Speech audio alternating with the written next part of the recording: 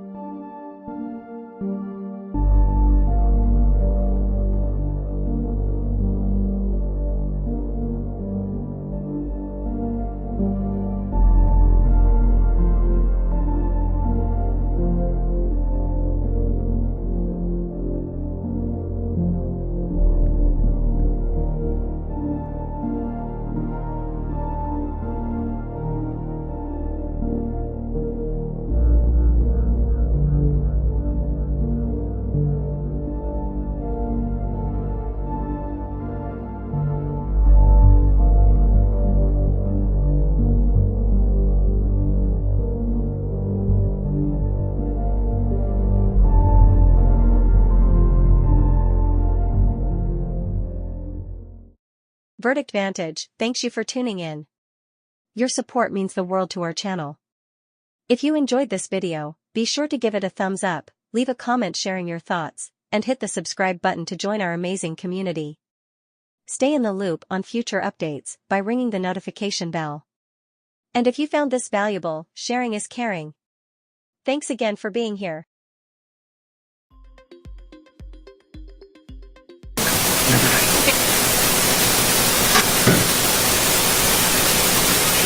Dave Ketcher on behalf of the state. William J. for the state. Ma'am, good morning. Can you raise your right hand? Madam Clerk will swear you in. I swear or affirm that the testimony All right, ma'am, good morning, rather. Could you state your full name and date of birth for the record for me? Sarah Boone, 1010-77. Okay, we Had a hearing this Monday on August the 5th. The court had entered a scheduling order and notice of hearings. Ma'am, that was sent to you by way of mail. Did you receive that? I did yesterday. Okay, all right. I know that you had brought up concerns regarding mailing, and I just wanted to go through the historics with regard to the mailing. As you may recall, back on June 28th, we had a hearing where I granted Ms. Cushman's motion to withdraw and addressed your forfeiture, alternatively a waiver to counsel. You were hand-delivered a copy of that order. On May 25, we had a hearing and an order was entered and a notice of hearing was set. That order was hand-delivered to you. Thereafter, there was an order setting hearing that was entered on July 29. That letter, or that order rather, was sent to you at P.O. Box 9109, Seminole, Florida 33775, which is the Orange County Corrections Department mail address for general inmate mail. That was remedied the next day. On July 30th, a certificate of service was entered to the appropriate address, identifying you, your inmate number, FDC-B4, P.O. Box 4970, Orlando, Florida 32802, which is the address that you had placed in your motion and your notice.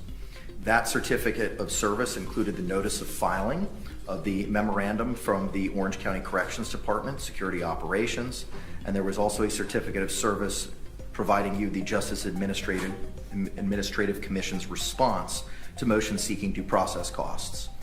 The next mailings was a notice of mailing of documents by your former attorney, Patricia Cashman, which was the transcripts of depositions of detectives Chelsea Copsell and Scott Lowen, which were taken on May 7th, 2024. That was e-filed on August the 1st, 2024, and mailed to you with address to you, your inmate number, FDC Dorm B, P.O. Box 4970, P.O. Box 4970, Orlando, Florida. Did you receive those deposition transcripts? I did. Okay. Then the notice of delivery, do you recall when you received those transcripts? Everything that you are stating was received on Monday. The 5th? Correct. Okay. The next was a notice of delivery of digital copies of documents that was e-filed by your former attorney, Patricia Cashman, on August 1, 2024, which provided the transcripts of depositions of detectives Chelsea Copsell and Scott Lowen taken May 7, 2024 to Billy Lane on August 1st, and that was mailed to you at the same address. We've been addressing P.O. Box 4970 on August 1. Did you receive that notice? I'm sorry, what was sent that for? Notice of delivery of digital copies of documents, which reflected the deposition transcripts of the detectives I just identified to Mr. Lane. To be honest with you, I don't know. It was a lump sum of a giant amount of paperwork, and I haven't gone through it yet. Okay. They had me sign about 4 or 5 different documents, so. Okay. For receipt. And the last was a certificate of service that was just e-filed on May the 5th, which was provided to you as well on August the 5th. It was provided to you on August the 5th at the P.O. Box we've identified by way of U.S. mail, which was a copy of the order authorizing the defense to incur costs for private investigator and the scheduling order and notice of hearings entered August 5, 2024. Have you received both of those? I did, and I had questions on that, please, whenever. In just a moment, ma'am. So I know that there was a concern with regard to mailing and things purportedly not being timely provided to you. There was only one order, the order of July 29th, which was sent to the general mail delivery, and that was remedied the exact next day on July 30th. So that clerical error as to the wrong address was remedied one day after the original order was sent out on July the 29th. I just wanted to put that on the record and again, identify for you, ma'am, that nothing's being withheld from you and everything is being timely served to you as required. Now, you had questions about the JAC order. I will revisit those in just a moment. I've got a sticky with regard to that. And I was going to say, please, if I may, about the address. There were 2 or 3 different documents that were uploaded to the tablet. So those 3 documents, without knowing specifically which ones they are, those were also sent to P.O. Box 9101. I don't know what you're talking about. You were talking about supposedly just one document that was mailed to the incorrect address. It was more than one. That's not correct. Court scoured the court file this morning, ma'am. The court has not filed anything other than what I've identified since that June 28th order, where you were representing yourself pro se. So that is incorrect. Is it something that I need to record and bring back, or is it that big of a deal?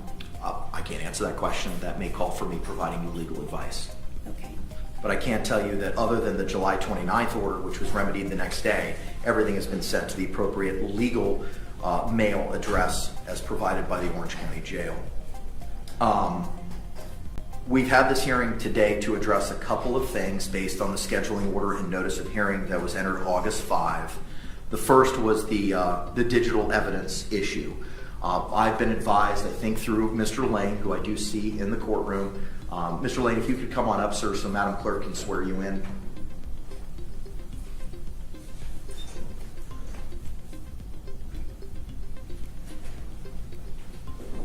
Please swear or affirm that the testimony you should give shall be the truth, the whole truth, and nothing but the truth, so help you God. I do. All right, Mr. Lane, good morning, sir. Can you state your full name and your affiliation with Prison Break Investigations, please? Billy Lane, Chief Investigator, owner of Prison Break Investigations. Okay. I understand part of the order from Monday was regarding the state's digital evidence. I understand that may have been provided on a USB drive to you, Mr. Lane. I want to hear from the state with regard to that first. So either Mr. J or Mr. Cacciatore. Yes, Your Honor. We have tendered to Mr. Lane a copy of our the exhibit list with our expected items of evidence that will be received, along with expected witnesses that, to be called at the trial. A copy of that was provided on the USB with the exhibits, the witness list, also proposed jury instructions and a stipulation as to victim ID for her review as well. Okay. And when was that provided to Mr. Lane? Just now. Okay. All right.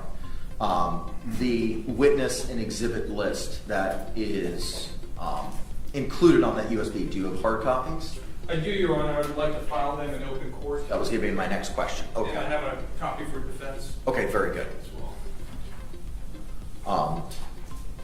Debbie Bruce, if we can get the copy of the witness list and the exhibits and take that from Mr. Lane and provide it to Ms. Boone. And Your Honor, the state's position is that given that our exhibit list contains within it a witness list as well, we would ask that that document be sealed the way the witness lists are routinely sealed. A copy of that request to seal is there with the notice of the witness list on the initial page before our notice of the exhibit list. What I have in front of me is the notice of provision of witness list and then the notice of expected evidence and witnesses in trial. I don't have an order or... It wouldn't be an order. It would just be that first document you read, reference, the notice of provision of witness list. Got it. Okay, thank you. All right. Anything else with regard to the expected evidence and digital evidence? No. Okay, so just for my own understanding, there are 9 files on the USB drive that are digital in nature. Is that correct? Yes. Okay, all right. And those are all on the USB drive that is going to be provided to Ms. Boone? Yes, they're broken down by folders. And the folders, or the names of the folders, do they match the names in the digital evidence list? They roughly match. I believe that on there may be some slight change of terminology from, I believe, files found on iPhone as opposed to suitcase, videos, and still shot. Okay, all right. State, anything else to add with regard to the digital evidence? No, I also have a copy of the thumb drive as well that Mr. Lane has had an opportunity to copy for his client that I can tender tend it to Mr. Lane to tender to his client. Is that different that we've already given him? He had an opportunity to copy it, but this would be their copy to retain. Okay, all right. So you can go ahead and provide that. Do you want to mark that as an exhibit for the purposes of the hearing? I guess not, since it's going to be transferred directly to Mr. Lane. Correct. Okay, all right. You can go ahead and give that to Mr. Lane. All right. Ma'am, or Mr. Cacciatore, any other questions? Anything else you want to bring to my attention with regard to the digital evidence? No, Your Honor. Okay. Ma'am, have you had the opportunity to review the notice of expected evidence and witnesses in trial document that was just provided to the court and yourself this morning? I did. Okay. Do you have any questions with regard to the digital evidence, which are paragraphs 1 through 9 on the first and second pages of the notice? I don't know what the majority of them are. Is this part of the evidence that was supplied to me on all of the USB drives that was supplied also? Yes, this is a pared down. All of the items referenced in our notice and provided on the USB have already been previously disclosed and given to defense. Okay. Any other questions? Yes. Yes, on the USB drives for the laptop, it's not compatible with the USB drives for some of the files, so I cannot open a majority of what are on both of the USB drives. What do you mean you cannot open a majority? What can you not open? I don't know specifically which files. I know that some of them come up as videos, some of them come up as JPEG, some of them come up as different formats. But there's an entire page of multiple icons that come up, and every time I try to open one, it won't let me review it. Okay. So I don't know. What does it say? I don't know. I moved on from that to try to go to other programs, so I don't know. I figured it would be something that I might be able to speak to Billy about when he came to see me early next week. So, but I'm just stating to the court now that's one of the problems that I'm having with the laptop. But you said it's a majority. But you can't identify specifics for me, and that's what I'm trying to figure out. What is it that you're not able to look at? It doesn't identify what they are because of the amount. When I click on a particular file, there's a file inside of a file inside of a file. So when I try to open one of the files, all these different icons come up. So if I try to click on one, it says unavailable. So I keep trying to go to the next one, the next one, and the next one, but they're all the same format, so I can't open any of those. Okay. And how many times has that happened? The one time One file, 10 files, 20 files, 50 files, or was it just a one time and then you moved on to something else? I don't know how many files were in it because I didn't bother to waste my time on trying to open. I believe I tried to open about 8 or 9 of them, and then I just moved on from that folder into another folder. And the other items in the other folder, were those accessible? Were those viewable? For the most part, yes. I have not had a moment I don't know what to, for the most part means. I haven't had time yet to explore everything due to the dorm environment. So as soon as in the amount of information, the vast amount of information that he has on there, I'm trying to figure out a way where I can sit in it. I have a letter to you that I wrote to the captain, a copy for you, so you know what I'm trying to work on in order for privacy to be had. So I haven't explored both USB drives to the fullest potential that I possibly can yet. Just from the moment that I have attempted to do so, the one problem I have had was with the one folder with many icons in it. I attempted to open about 8 or 9 of them, could not, so I moved on to whatever was next. Okay, all right. Dave? I could add to that everything that we have provided on this USB file, we have checked. It's all on standard formats.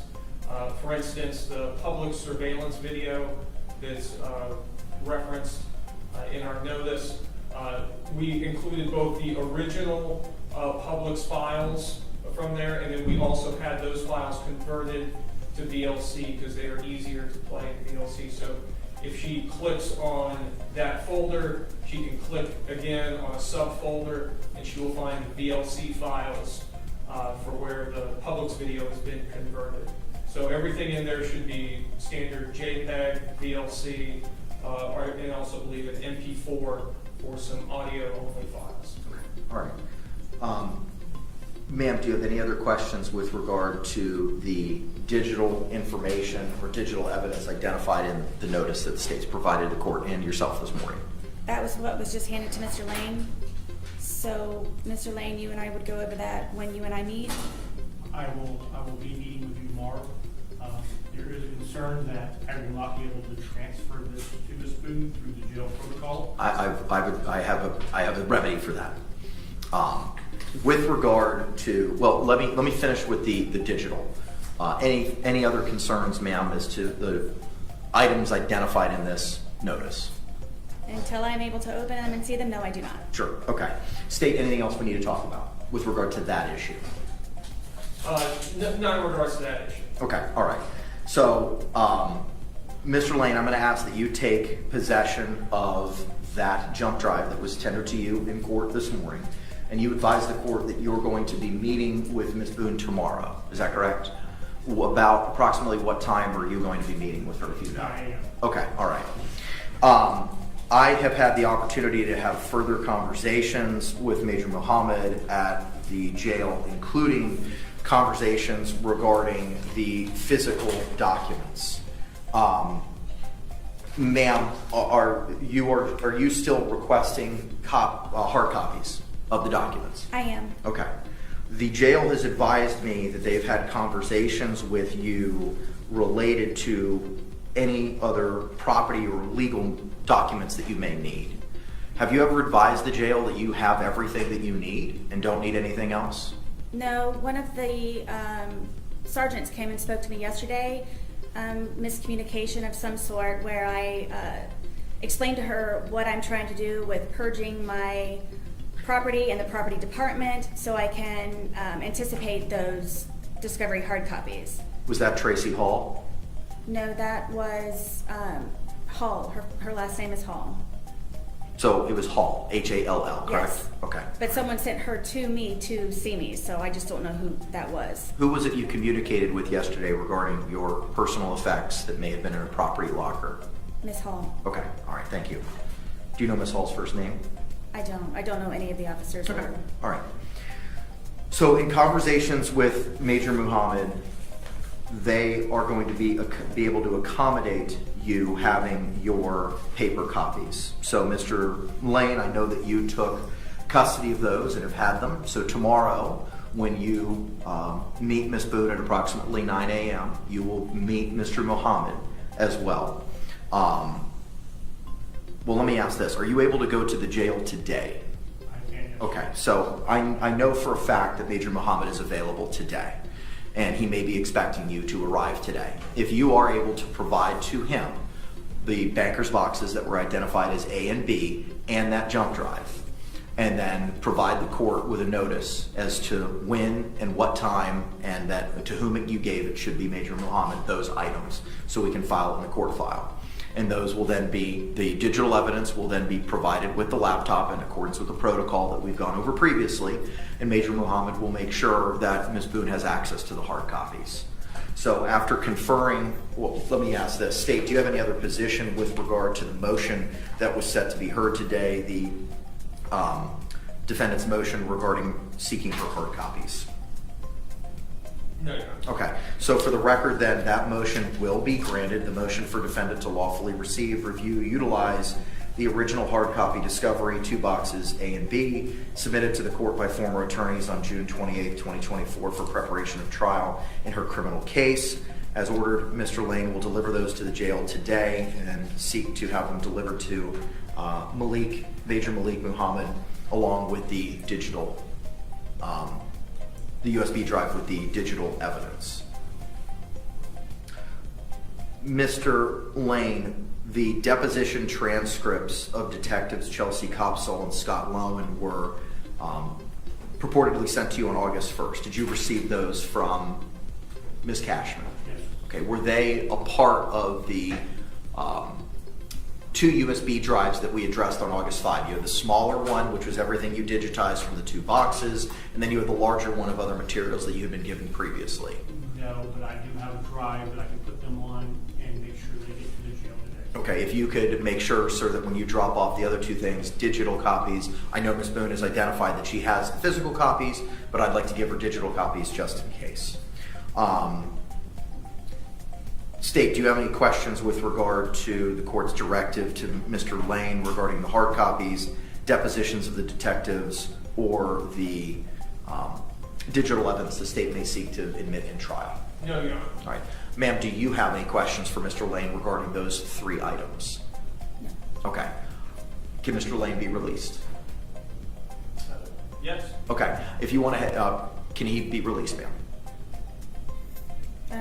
I guess I'll see you at 9.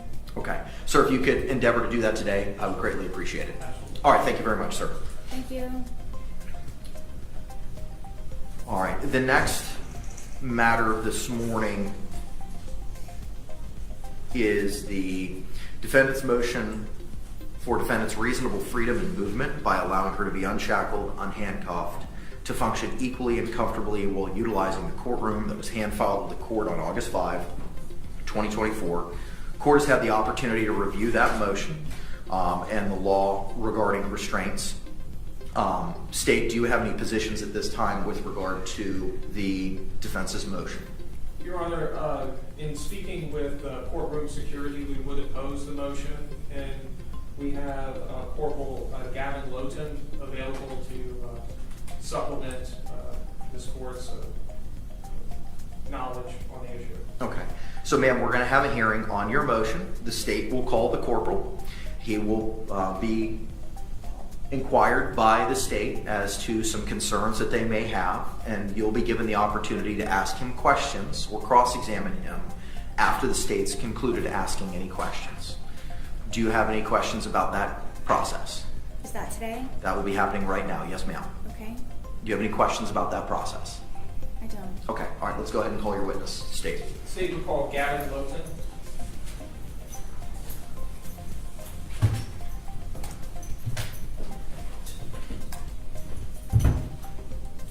Please swear or affirm that the testimony you should give shall be the truth, the whole truth, and nothing but the truth, so help you God. I do.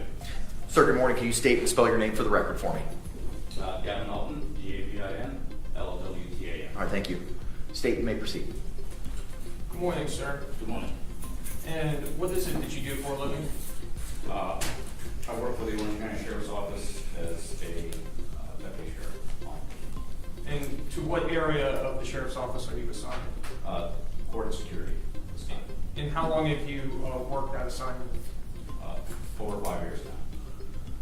And tell us, what are some of your duties within that assignment? I supervise the deputies in 2 felony courtrooms and 1 civil courtroom. And are you familiar with the defendant in this particular case? Just through research that I've done on her, I don't have any personal knowledge.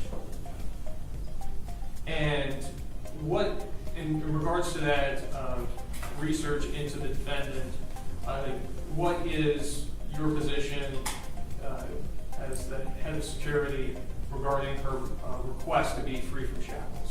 I do not believe she should be free of shackles. And why is it that you have come to that conclusion? Based on her current charge of second degree murder, she also has previous domestic arrest for battery by strangulation. She has 3 separate incidents at the jail for non-compliance, where she was told to attend her court hearings, or scheduled court hearings, and she refused to do so. And then even when the corrections officers told her she could be charged with contempt of court, she still refused to attend those hearings. Those kind of, when you combine all that, to me it shows a propensity for violence and not wanting to follow lawful commands and orders of law enforcement personnel. What accommodations can be made in order to keep concealed the fact that she is shackled or restrained during trial? So when the defendant is here, she would just be in leg restraints. She wouldn't have the belly chains. She wouldn't have handcuffs on. We've modified the leg restraints by wrapping tape around the chains. So even if she's to make motion or movement, it wouldn't make noise to alert the jury as to that she's got restraints on. She would be brought in and sat at the defense table prior to the jury coming in and being seated, so they wouldn't see her walk in with restraints on. And there's a panel in front of the defense table that prevents the jury from seeing that she's got leg restraints on. Your Honor, I don't believe I have any further questions at this time. Thank you. Ma'am, do you have any questions for Officer Lowton? I do. Go ahead. First off, in your, in quotes, research that you've done on me, the domestic violence case that I was charged with, the felony with strangulation, was dropped. I don't know if you were aware of that in your research. Yes, so I was never charged with that. Also, what 3 hearings is it that I supposedly missed on what dates? I have those here. I've never missed a court date. in the almost 5 years that I've been here, I've never argued, I've never hesitated. Object to the form of the question, Your Honor. I'm going to sustain the objection. Ma'am, you have to ask one fact per question. Okay. I am prepared to give her the date. Okay.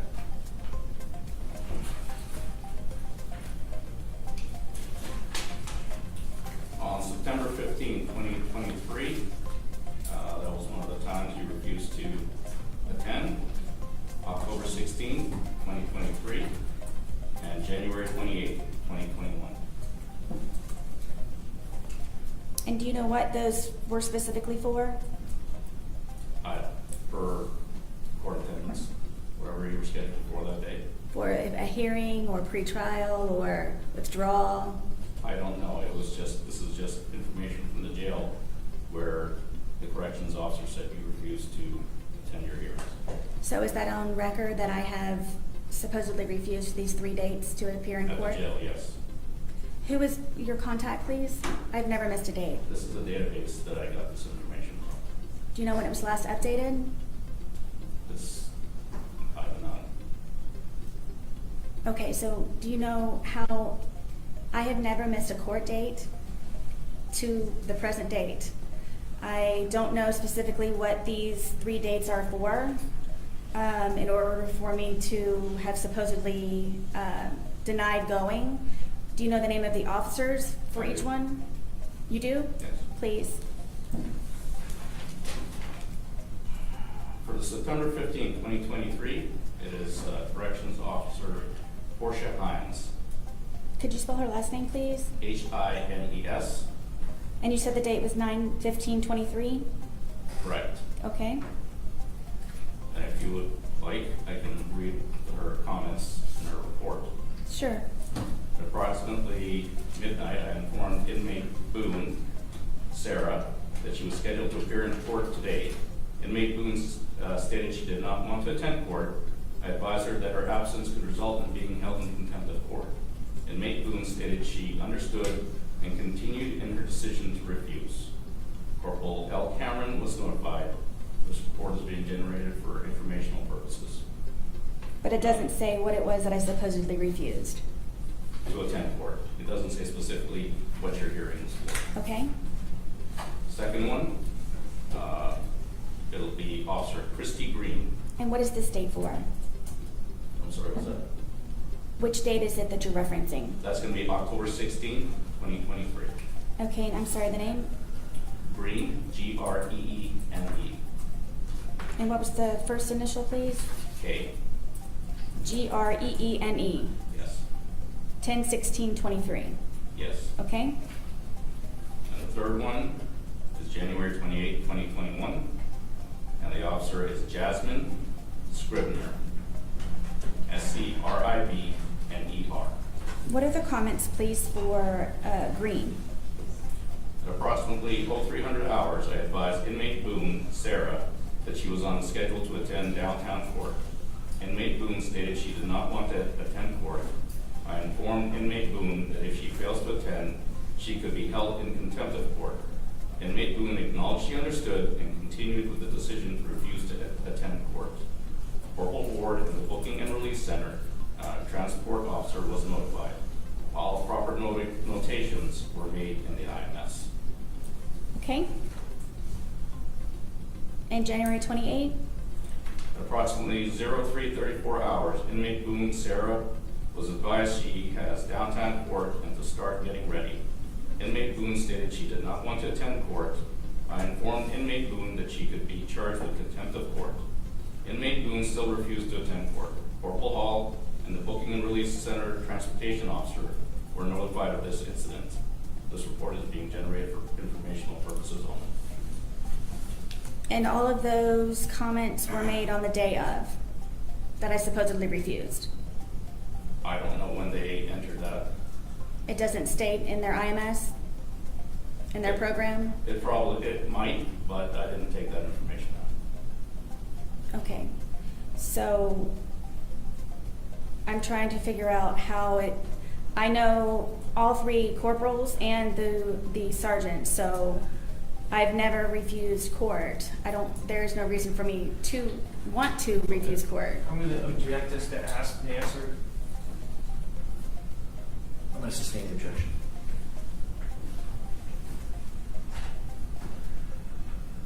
So the domestic violence, the original, was dropped. I was never charged with that. Object as to relevance, Your Honor. Overruled. You can answer the question, sir. Okay. It was dropped. You were charged and arrested.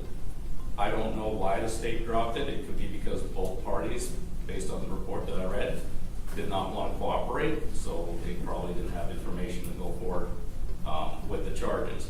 That does not mean that you didn't commit the act. It just meant the state felt that they didn't have a case that they could win. What is your definition of probably did not cooperate? Was it a fact or you're just guessing? It said. Your Honor, I'm going to object to the question. Objection sustained.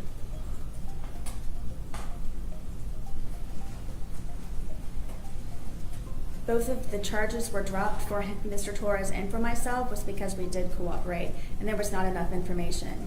And we received documentation in the mail, both of us, for the reasons why it was dropped. Your Honor, I'm going to object this to the form of the question. It's not a question, it's a statement. Sustained.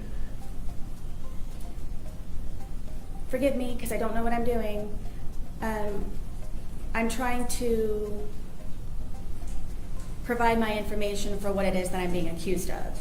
I don't know if I'm doing it the wrong way, apparently, so I don't know I don't know the protocol for this. I'm just trying to answer my accusations. I understand your position. I cannot tell you what to do. I cannot provide you any legal advice. Okay, I'm just stating to the court that I'm doing my best with being uneducated in this situation. That is for the non-compliance, I need to speak to the corporals and the sergeant in order for that to be remedied. And then what about, do you need the documentation for the domestic charge that I was not charged with and it was dropped cooperatively? I do know that the charges were dropped. I'm just saying that is in your history. I understand, but I was never charged with it, correct? You were charged with it. It was dropped. The charges were dropped. But it is not on my record. The rest is on your record. But the charge for the domestic violence is not on my record. No, you were never Object this convicted. to asked and answered, Your Honor. Overruled. You were never convicted of the domestic battery charge, but you were charged with it. And the case was dropped. Yes. For the three supposed non-compliance that I have, I know that 2 of the officers are no longer with the Department of Corrections, Orange County Corrections Department, so I will need to speak to their supervisors in order for me to have, I guess, this remedied. Is it a... Your Honor, I'm going to object to the form of the question. This is a statement, question. Objection is sustained.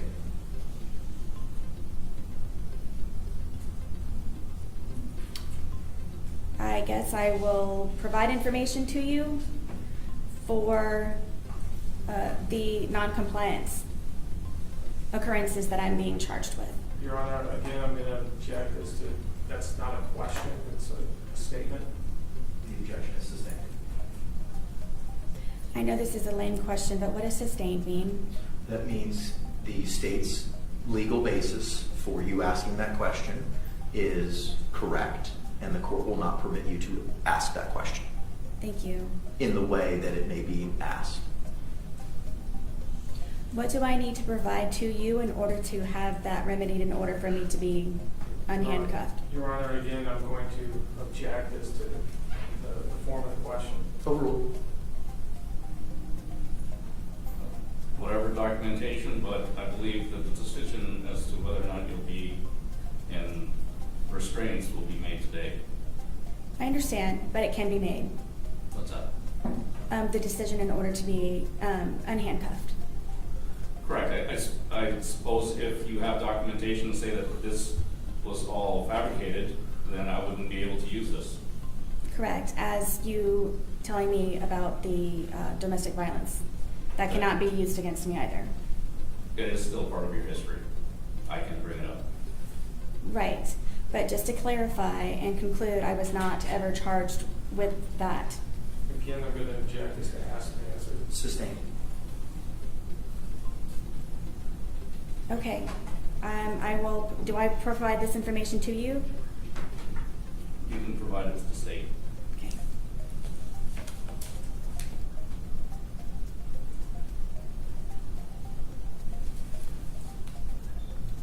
Am I, in your opinion, a flight risk or detrimental to the courtroom and am a threat of any type of harm? Based on what I've researched, I don't know you personally, but based on my research, I don't think it would be appropriate for you not to be in restraint. And then what was the year, please, for the charge that was dropped with the domestic violence? It was 2018. 2018? Correct. And it is now 2024. Okay. And you're going solely off of what, the arrest affidavit? What is it that you're using to conclude due to this occurrence that was dropped that I would not be able to be unrestrained? Correct. Your arrest history, the information I read, all the research that I've done, that's where I'm basing my conclusion on. But what specifically from that 2018 charge? The fact that you were charged with battery by strangulation, which is a violent act, is one of the reasons why I've said that I do not believe it's appropriate for you not to be in restraints. But it was never proven, correct, because it was dropped? It was dropped. Doesn't mean it didn't happen. Okay. I'll be working on the others with the corporals and the sergeant for the supposed non-compliance. Thank you for the dates and the information. You're welcome. Ma'am, do you have any other questions? Do I need to supply anything for the 2018 domestic violence occurrence that you are referencing and applying? It's already been dropped. I'm just telling you what the history is. So, And you can still apply it even though it's not been? correct. It's in your history. Okay. Thank you for the information. You're welcome. Any follow-up, Steve? No, Your Honor. All right. Thank you, sir. Anything else, Steve? Not from the state. Okay. I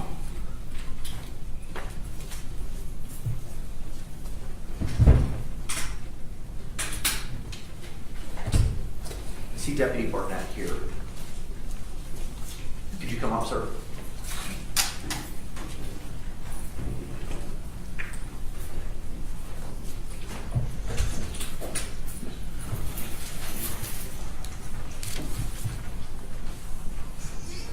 Do you swear or affirm that the testimony you should give shall be the truth, the whole truth, and nothing but the truth, so help you God? Yes, I do. Sir, good afternoon, or good morning rather. Can you state your full name and date of birth for the record for me? My name is Chad Barnett. And not your date of birth. Sorry. Could you spell your name for the record? CHADBARNETT. And what are your duties and responsibilities here at the Orange County Courthouse? I'm a deputy sheriff at the Orange County Courthouse. I work in courtrooms, I supervise squads, and I'm also in charge of training inside the courthouse. Okay.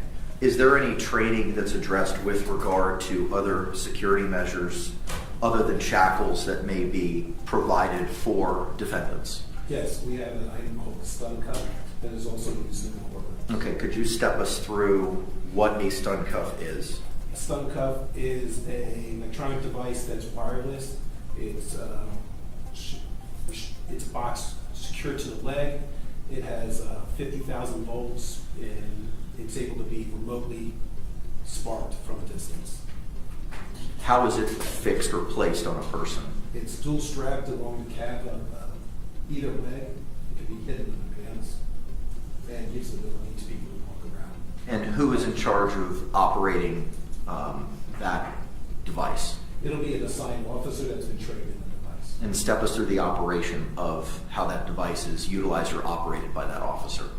The officer will show the device to the subject or the inmate or the defendant. It will be secured with 2 straps on the leg. There is a waiver to be signed prior to being used, explaining when it would be used if it was needed to be used during court, violence, attempt to escape, any actions that lead to that level of to use the device. It's a two-step process, so there is no way for it to accidentally be set off. It has to be hit 2 separate buttons, so there's no accidents. If it had to be used, it would cause a shock to the location on the calf, cause a great amount of pain, causing the defendant most likely to fall to the ground, and we could secure him and take care of the situation. Are there any other protocols or standard operating procedures regarding the use of the stun belt, other than what you've already identified? Just to follow what response to resistance policy. Okay, and can you explain the response to resistance policy? We have a level of response to resistance depending on what an individual does to what we would do. So if she was attempt to escape or fight, we would use it to match that level of resistance. What is the level of resistance whereby which the stun belt would be deployed or utilized? At this moment, it is at a level 3. And what is a level 3? Level 3 would be failing to follow directions and stuff like that. If we asked her to get up and move or not, or follow a lawful order, we could use it. Most likely in the courtroom, we would use it probably at about 4 level. That is pretty much fighting, escaping, attacking another person. Okay, all right. State, do you have any questions to Deputy Barnett? No, Your Honor. All right. Ma'am, do you have any questions for Deputy Barnett? I do, please. Go ahead. Tell me, what is the title of this? Stun cuff. Cuff. And you said this was applied on the calf or the ankle? Yeah, the Achilles tendon area of your leg. And is this something that does it need extensive preparation, or is it something that can just be put on coming and going from the courtroom? We would place it on you before the court starts, and you can take it off as court every time we exit the courtroom. It takes a few moments besides signing the waiver and securing it to the leg. And it's a one-time waiver? Each day you will have to re-sign the waiver. Okay, and so there's no limit to how many times it can be put on and taken off, put on, taken off? No. And it's a very simple process to apply? Yes. And remove? Yes. Thank you. Any follow-up? Nothing to say. All right. Sorry. Sorry. Would I have my hands free, correct? Yes, you would have your hands free either way. If you were in a leg iron, your hands would be completely free. The stun cuff, same thing. And then and I would be able to walk? You will be able to walk with the stun cuff freely, yes. So hands free and able to walk? Yes. Thank you. Any other follow-up? State. No, Your Honor. All right. Can Mr. Barnett or Sergeant Barnett be released? Yes. Ma'am, can he be released? Yes, thank you. All right. Thank you, sir. State, any argument, any further witnesses, evidence, or testimony with regard to the defendant's shackled motion?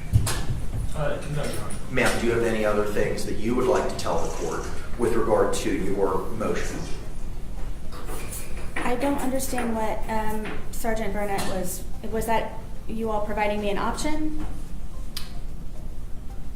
There is Florida Supreme Court case law addressing reasonable measures for movement by a defendant in the courtroom. So that is an option? Yes. Okay. Do I need to supply the information in regards to the supposed 3 non-compliance before that can actually be made an actual option? I cannot answer that question because that would be me providing you legal advice as to what you could, can, or should do, and I cannot do that. Would I be able to be unrestrained with that information? I think that would come down to the argument of yourself and from the state as to what the court has to consider with regard to your requests and your motion and what the law is in the state of Florida. If I may make it clear also, I'm simply just asking to be unhandcuffed so I can write and move properly. I'm not trying to maneuver the courtroom and so on and so forth. I simply just am asking to sit here being unhandcuffed so I can write without taking skin off of my wrist and being extremely uncomfortable. Okay. Ma'am, thank you for that clarification. Because when I read your motion, you asked to be unshackled, to have freedom of movement. And I interpreted that as You wanted to move, as everybody else may be able to move in this courtroom, as Mr. Cacciatore has moved around, how other persons have moved around. And it wasn't only limited to your hands. I thought it meant to your entire person based on what it is that you were seeking in your motion. So just for the purposes of my own clarification, is your motion only seeking to have your hands not bound so that you can move your hands, but otherwise shackles that may be on your legs would continue to stay there? Right. I don't currently have shackles, but I don't know what is in regards to trial procedure. And in regards for you not having the clarification of me just wanting to be unhandcuffed, is it my responsibility, or I don't know if you can answer this, but you don't ask questions, which is what got me in this predicament from the get-go of having no counsel, because no questions were ever asked to me. Just for the majority of my motions and letters and so on that I have supplied the court for more information to try to intervene and help, it's just gotten me into hotter water and no counsel and still restrained. So is it something that I need to specifically clarify going forward, or is it something that you have the ability to ask me questions so you have a better understanding? Generally, I don't know that I can answer that question because it may call for me providing you legal advice. If I'm asking questions, it's because I'm trying to clarify things from my understanding. I cannot ask questions on your behalf. I cannot ask questions for you. I cannot assist you in any process, be it this hearing or at trial. Right. Yes, I understand. I wasn't asking for assistance. I was just trying to understand by you not asking questions in regards to my motion about being unhandcuffed and unshackled simply meant just my handcuffs. Ma'am, I reviewed your motion to be unshackled, unhandcuffed, and allowed reasonable freedom to movement and functioning accordingly, equally, and comfortably while utilizing the courtroom. All normal movement of the defendant's hands is as a whole freely, properly, successfully accomplish any task that is needed. Asking to be unshackled and unhandcuffed, the defendant is simply requesting equal, comfortable, functional movement to achieve advancement in her forfeited right to counsel by the court, which will greatly enhance the productivity and progress for the defendant and the completion of her defense in her criminal case in preparation for trial. Your wherefore clause specifically asks to be unshackled, unhandcuffed, and allowed reasonably freedom in movement to function equally, accordingly, and comfortably in the courtroom. I took that as you wanted to move around. You did not want to be shackled, which would be your legs as well, and you did not want to have handcuffs. If you're telling me now that all you're asking is your hands to be free, that's respectfully not what your motion says over and over and over again, as I've just read. So if you would like to clarify for me now at this time, you can, as to what it is that you're asking of me. Yes. Handcuffed, I would like to have these handcuffs removed from my wrists. Okay. In regards to the unshackled, I know at some point I would have to maneuver, I'm guessing, in the courtroom for trial. So I didn't want to have to wait last moment to have to do another motion to be unshackled if that's what my option is, because I don't know. So I was just trying to be transparent prior so you would know what it was that I was hopefully expecting. But first, go ahead. It's just handcuffs means unhandcuffed. And if for trial I have to be shackled, to be unshackled.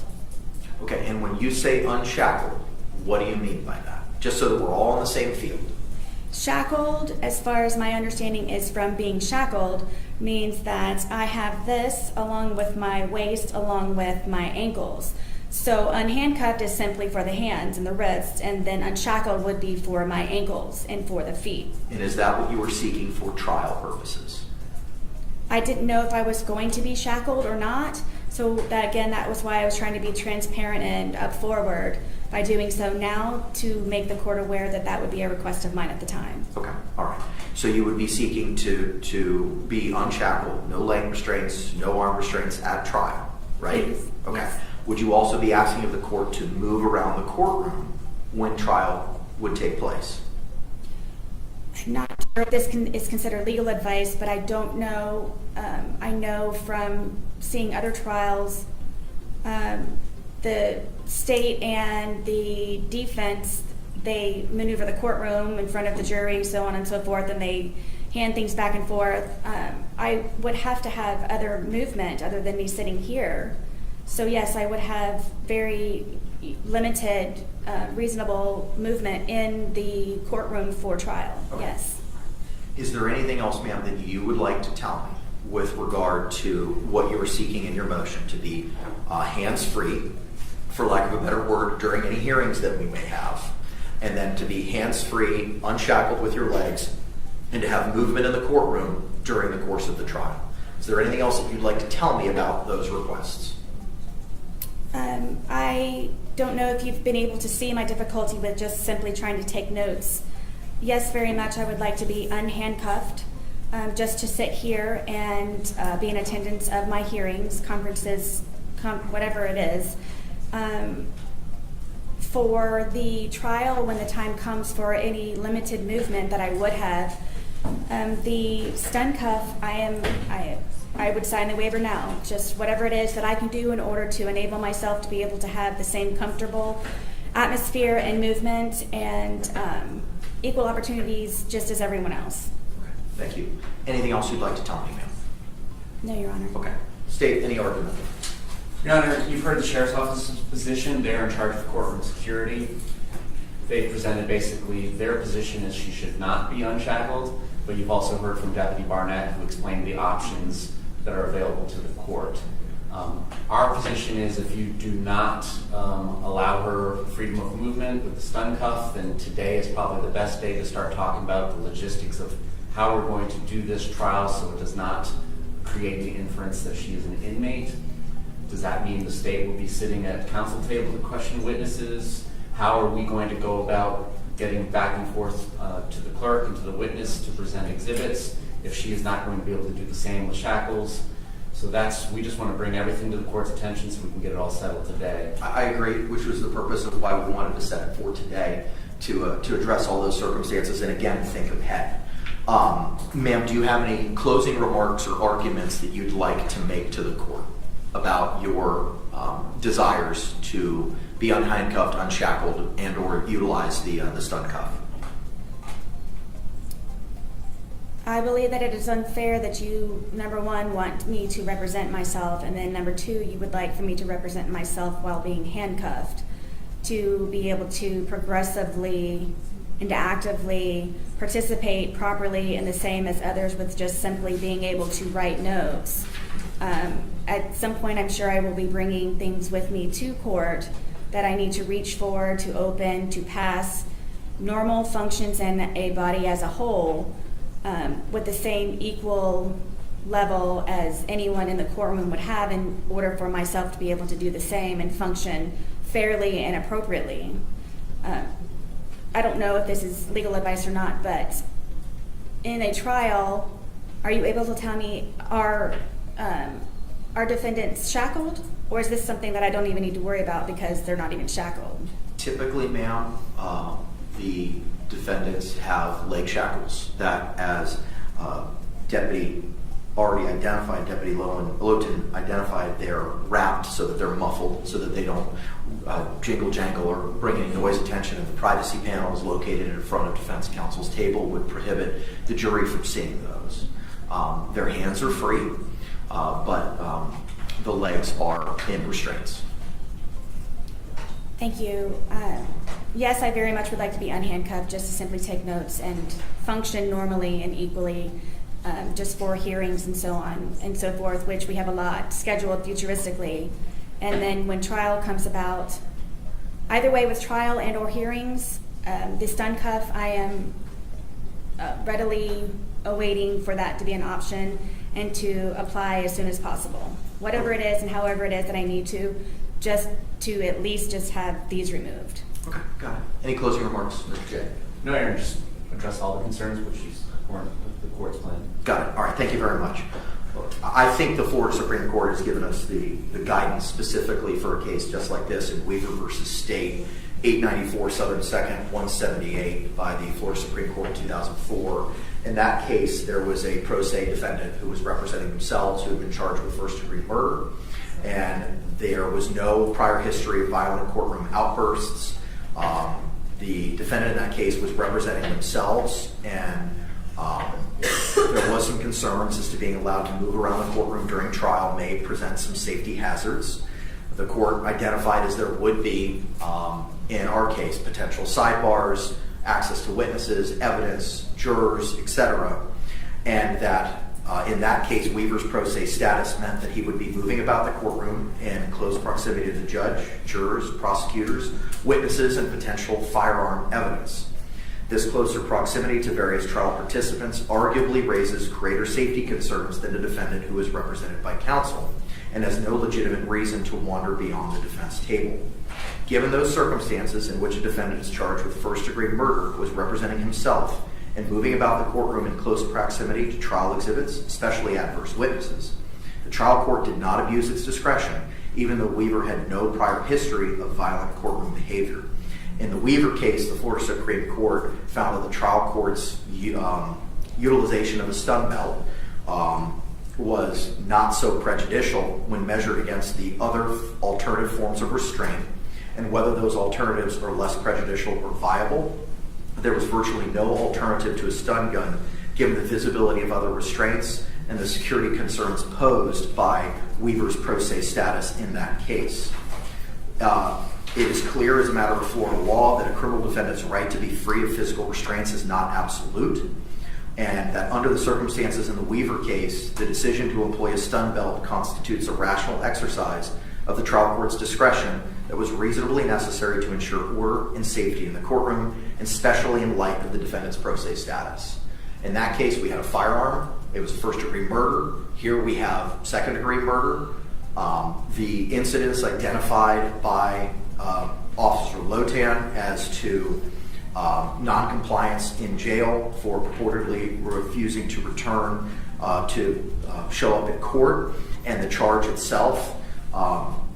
The charge itself has some level of concern because it is a second-degree murder, but I don't see how where we are right now is not on all fours with Weaver, especially coupled with Ms. Boone's acquiescence to utilizing the stun cuff and saying she'd sign the waiver today. She doesn't have to. You'll have to sign the waiver when we get to trial. So unless I hear anything alternatively from the state, the courts would grant the motion that she would be unhandcuffed for any hearing we have moving forward. Instead of her position in the box, we would probably have her seated at counsel's table, unless I hear an objection from the state as to that. We'll address motions first. State, any position with regard to being unshackled and B, being seated at counsel's table for any motions moving forward? No, we defer to the court and the sheriff's office, who is in charge of security. Our concerns are just making sure that she is given a fair trial and fashioning a remedy that is a fair presentation for the jury to observe. Okay, perfect. Thank you. All right, so ma'am, the court's going to grant your motion, and then you will be unhandcuffed for every hearing moving forward. And instead of being in the jury box, you'll be seated at counsel's table. Okay? You may still have your leg restraints on, but you'll be hands-free. For the purposes of trial, in accordance with Florida Supreme Court decision in Weaver, you will be hands-free and you will not be shackled with legs. But the stun cuff, as identified by Sergeant Barnett, will be affixed to you, and you'll have to sign that waiver. Do you have any questions for me, ma'am? For sitting here in the counsel's table, you also said that I would be shackled.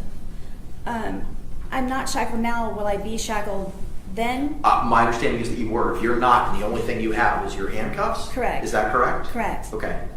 If that's the case, then you'll be seated at counsel's table with that, as you are without your hand restraints. Okay, so I would be unbound. Correct. Yes, thank you. All right.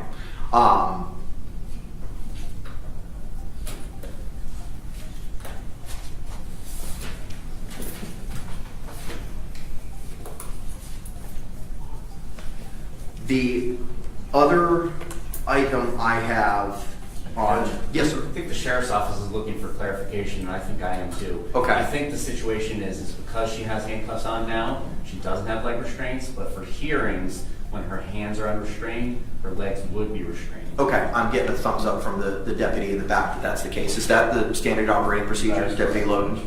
Okay, so ma'am, so I'll clarify my order. For the purposes of any hearings, you'll be hands-free, but you will have leg restraints. Yes. That's not going to affect any fairness or impartiality because it's just you and me and the state, and no jurors will see that. Yes, Also, sir. Judge, when she's being transported from the jail, she is going to be fully handcuffed with the belly chains and all that. We can take those off In when advance. she gets up here. Yeah, I agree. I understand that. I'm just worried about the fairness here in the courtroom, especially when we bring in a jury panel. Okay. And for the purposes of trial, ma'am, you'll have no leg restraints, no hand restraints, your hands free, legs free, but you will have the stun cuff affixed to your leg. And as identified by Sergeant Barnett, you're going to have to sign that waiver every day, okay? Of course, and if I may, if anyone knows, the stun cuff, does it go over clothing or does it have to It be is under your clothing, as Sergeant Barnett identified. I have a representative from the Public Defender's Office who I've asked to be here. She's going to have a conversation with you, ma'am, after our hearing, so she can facilitate clothing for you, including pants that would prohibit the jury from viewing that device on your legs. Yes. Okay? Thank you. All right. Does that clarify for you, State? Yes, I just saw them and I thought that I saw the confusion based on my experience and how it's done. Okay. We cleared it up. Thank you. Now, ma'am, that doesn't mean that you're going to be able to wander wherever you want in the courtroom. There's going to be spots where you're going to be able to go to. You're not going to be able to walk all the way up to witnesses. You're not going to be able to walk everywhere that you want. There's going to be places that you're going to have to go to. When we get closer to trial, we'll address the box, for lack of a better word, for where you'd be able to go and not go, and I'm going to give the same limitations to the state, okay? I understand. All right. Are you okay with addressing that later, Counselor? Yeah, I mean, what I would envision is if she needs an exhibit brought to witness, I have no problem getting up and doing that for her. I was going to, either you could do it or I was going to have the deputies do it. So, ma'am, I envision that because you're going to be able to move about freely and our jurors are not going to know that you have any restraints on you and they're not going to be able to see the stun cuff, you can conduct any questions or statements or arguments from where you would like to be in the courtroom, either at counsel's table or at the podium here for you. If you need to approach a witness or you need to provide evidence to someone, I'm going to ask you and the state to both provide that information or that document to one of the deputies, and they'll be able to approach the witness for you, okay? Thank you. All right. Do you have any questions about the court's ruling or the procedures for you having movement throughout the courtroom during the course of our trial? No, I understand, and you said that it would be clarified greater once we get closer to that date. But I would like to ask, please, when the time does come for any exhibits or anything to be handed to jurors, yourself, or anyone in the courtroom, is it an option for the state or a deputy, or is it specifically whoever's the closest and can do it faster? So what I'm going to do, ma'am, is I've spoken with the sheriff's office. I'm going to endeavor to have additional security in the office or in the courtroom so that there will be a deputy for basically your disposal be seated closer to you so that if you have a document that you want to bring to a witness's attention or ask them questions about it, you can hand it to that dedicated deputy for you, ma'am. Yes, that is my preference, please. Thank you. That's what I'm endeavoring to try to do for you. Yes, thank you. Okay. Any other questions about the ruling? No, sir. Okay, so your motion is granted for the reasons stated on the record. Thank you. State, anything to clarify? No, Your Honor. Okay. All right, the last issue that I had on my list this morning was the scheduling order and notice of hearings that the court entered on August 5 required the jail to provide the every Monday at 9 a.m. commencing August 12, 2024, a representative from the Orange County Jail shall email to my judicial assistant, email provided in the order, all notebook entries from IMS from the prior week, Monday through Sunday, for every issuance of the laptop and USB device is issued to the defendant. I'm simply changing that to close of business from 9 a.m. to close of business at 5 p.m. And that word will be hand delivered to Ms. Boone and e-filed to the state today. Okay. Is there anything else, state, that we need to address? No, Your Honor. Okay. Ma'am, is there anything else that you'd like to bring to my attention? Yes, please. Yes, ma'am. In regards to the status report you were just speaking about regarding them providing me with the laptop each day, what is your definition of entries?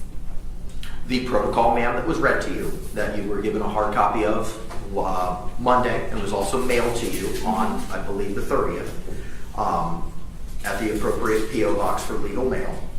the protocol identifies entries that are in the information management system at the jail for when the laptop is released to you and then returned. Okay, so it's simply just an entry by the officer stating that they gave it to me and it was returned. I'm making that assumption. I'm just relying on what is in the protocol. Okay, well, my concern was they're not stating what it was that I looked at for how long and I don't know anything. that they're going to record that information under the protocol, ma'am. It's Okay. just simply when it's checked out and returned under the protocol. Yes, thank you for that clarification. And then also for the notice of the expected evidence and witnesses at the trial, we didn't discuss the physical evidence, and I know that that was something pending in regards to the media being. The physical evidence, we're set to review that here in court on September 3rd at 9 o'clock in the morning, and that was identified in the order from the 5th, ma'am, which you said that you got a copy of through the mail. That's in paragraph 5. The state's physical evidence will be reviewed with the state and the defendant on September 3, 2024 at 9 a.m. at courtroom 12A, Orange County Courthouse, and then the address of the courthouse. So the physical evidence will be reviewed at that point in time. Yes, Your Honor, I understand. My question though was, are you still trying to decide or research having the media here in the Yes, courtroom? ma'am. I've pulled the case law on it. I need to review that case law to see if an evidentiary hearing is required. I know that we have a hearing that we had set for August 14th, which was to address a couple of other issues, specifically your motion to receive the hard copy documents. We no longer need that hearing on August 14th at 1:30 because the jail has confirmed that they have space and Mr. Lane's taking care of that today. But I do want to utilize that hearing for, I still want to utilize that hearing since we've carved it out. So at that hearing, we can address the media issue based on the court's review of the case law and determine if we have to have an evidentiary hearing, we can have an evidentiary hearing at that time. And also we can utilize that as a status as to your review, ma'am, of the digital evidence and to confirm that you've had the opportunity to review it. You don't have to finalize it, but just to see where you are in reviewing that digital evidence that the state may be seeking to introduce at trial. This is for the 14th? That's correct, ma'am. And what is the time, please? 1:30 in the afternoon. Okay, and for the case law that you are researching and referencing, are we able to have a copy of it prior? Sure. I don't see any problem. It's the Miami Herald decision. I don't know the citation off the top of my head, but I don't have a problem. I have no problem. I'm familiar with the case. Sure. Ma'am, what I'll do is I'm going to prepare another order. I'll be able to hand deliver you the one today, changing the Orange County Jail, providing the notebook entries from 9 a.m. to close of business. I can hand deliver that to you today. But in the order that I mail to you, ma'am, it'll provide the case law with regard to the your privacy and media concerns. Yes, thank you. And that will be heard on August 14th at 1:30, in addition to a status on the digital. Now, ma'am, based on the scheduling order that the court entered back on August 5, you have 14 days from today, absent of showing a good cause, to extend any deadlines to provide your objections in writing to that evidence. Forgive me, it's objections for the The evidence from digital the evidence. state The digital evidence only. of the 2 USB drives from Mr. Lane? No, ma'am. The USB drive that Mr. Lane's going to be providing to the jail today that has those 9 items Oh, yes. as identified in this notice of expected evidence that you were provided today. 14 days and I have to write objections? That is correct. So your objections to the digital discovery will be due no later than August 23rd. And I will put this all in order for you as well, ma'am. Thank you. I believe that addresses all of the court's matters that were teed up for today. State, do you have anything else? No, Your Honor. Ma'am, is there anything else? I do have this. I made a copy of it for you. This letter that I supplied to Captain Di Giovanni upon her return, knowing what I am requesting. I don't know if I'm able to tell you, but it is a basic laptop. I have no internet and I have no phone. I'm trying to utilize the classroom that is in our dorm. I'm trying to have access to a phone. The USB drives, how they're being handled, I feel very uncomfortable with, as I referenced to you prior. They're being taken out of the bags, and then paperwork is being removed from those bags, like the protocol security paperwork that I needed to reference, and then they're resealing the bags. The other day, one of the officers took the USB drives upon herself to remove from the bags herself, and then just handed me both the USB drives. I don't know where they go, I don't know who controls them, I don't know how they're stored. And one of my requests was to keep it at my bunk in my locked drawer, along with of course, the internet, if I could be supplied earphones and headphones for listening, and a word program just simply to be able to type motions and letters and anything that needs to be documented or recorded. It is simply a basic laptop in order for me to view my USB drives.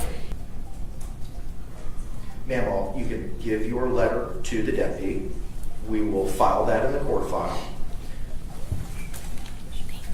Part of the reason we had set the August 14th hearing on your motion for the hard copy discovery was that Captain DiGiovanni was returning on August the 12th from a vacation, and we were endeavoring to have a representative from the jail or herself be here for that hearing.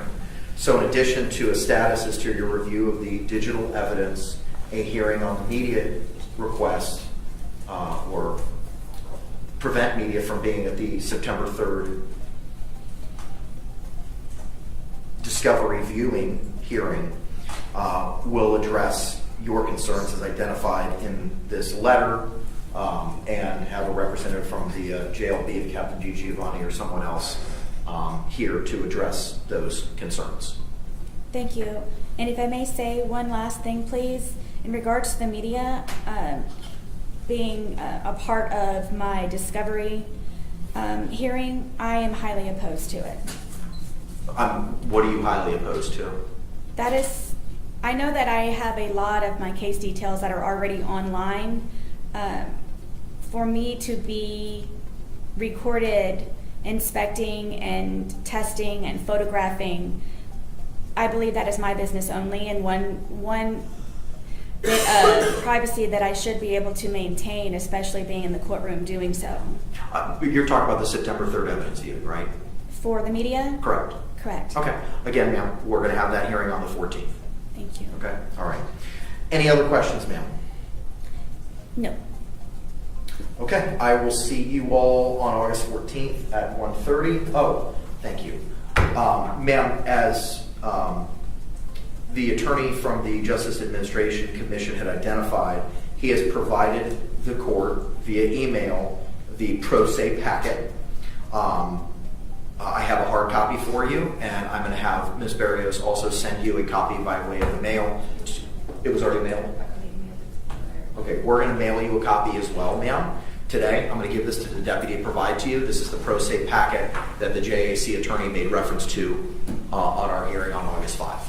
Yes, thank you. And then also the public defender's office, you said, would be meeting me downstairs? They're going to be meeting you momentarily. Be that right here or downstairs, I'm not sure. But they will be meeting you to discuss that. Okay, thank you, Ms. Click. All right, any other questions stated? No, Your Honor. Any other questions, ma'am? No, Your Honor. All right, we'll see you on August 14th at 1:30. We'll return Ms. Boone to the Orange County Jail. Thank you. If you are interested in our future coverage of this story, be sure to subscribe and ring the notification bell before you go. Verdict Vantage thanks you for supporting our continued news coverage and research. Thank you for tuning in.